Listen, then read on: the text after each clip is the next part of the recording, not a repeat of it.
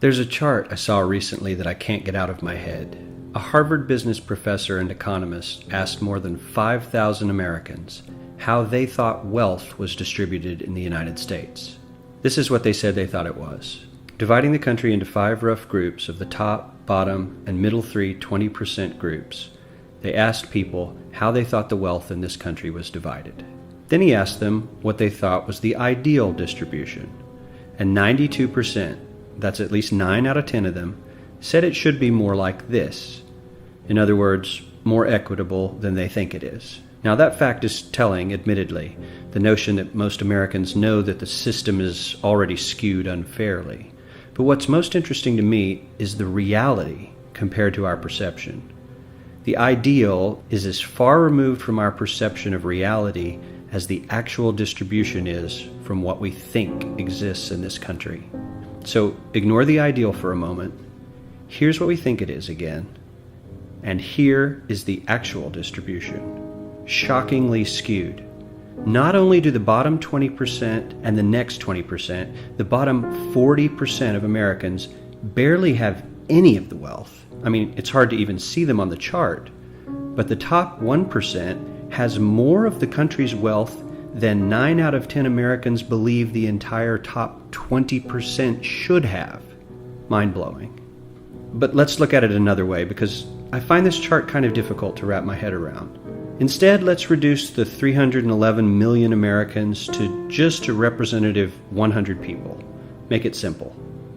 Here they are: teachers, coaches, firefighters, construction workers, engineers, doctors, lawyers, some investment bankers, a CEO, maybe a celebrity or two. Now let's line them up according to their wealth. Poorest people on the left, wealthiest on the right, just a steady row of folks based on their net worth.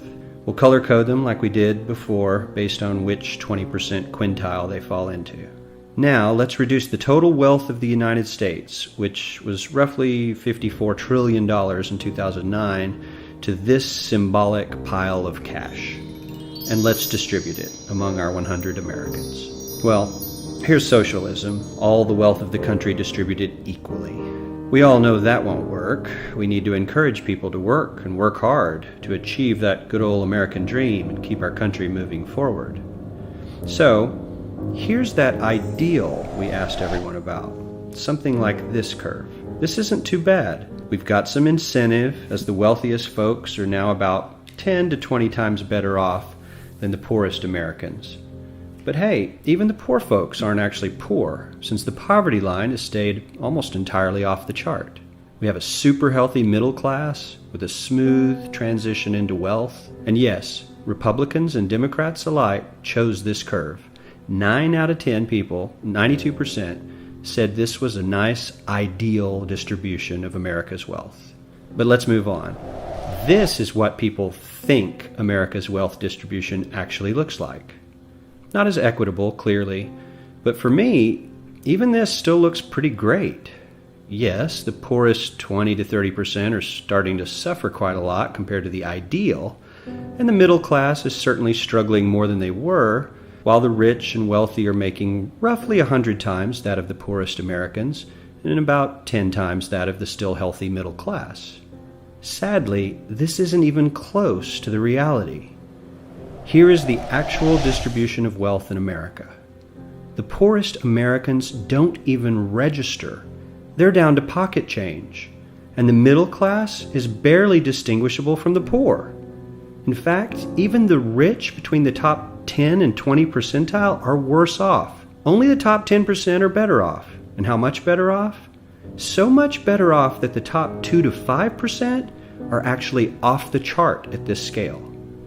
And the top 1%, this guy, well, his stack of money stretches 10 times higher than we can show. Here's his stack of cash, restacked, all by itself. This is the top 1% we've been hearing so much about. So much green in his pockets that I have to give him a whole new column of his own, because he won't fit on my chart. 1% of America has 40% of all the nation's wealth. The bottom 80%, 8 out of every 10 people, or 80 out of these 100, only has 7% between them. And this has only gotten worse in the last 20 to 30 years. While the richest 1% take home almost a quarter of the national income today, in 1976 they took home only 9%, meaning their share of income has nearly tripled in the last 30 years. The top 1% own half the country's stocks, bonds, and mutual funds. The bottom 50% of Americans own only 0.5% of these investments, which means they aren't investing. They're just scraping by.